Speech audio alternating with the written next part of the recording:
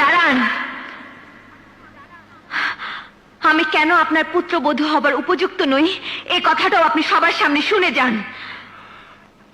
হ্যাঁ, বলো।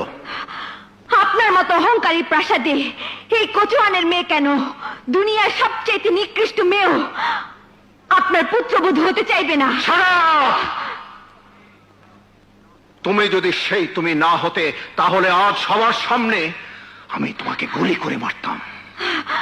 আপনার কাছে আছে মিথ্যে অহংকারের গুলি, আর আমার কাছে আছে সত্যের গুলি, আর সত্যের কাছে মিথ্যে কোনোদিন জয়ী হতে পারে না।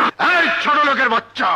বাঘা প্রতাপ শাহ, আমার বাবা ছোট লোক নয়, আপনার মতো আমার বাবা একজন মানুষ। আর মানুষ হয়ে মানুষের সাথে মানুষের মতো কথা বলুন, তাহলে কেউ আপনাকে অমানুষ বলবে না, জানোয়ার বলবে না। You bastard!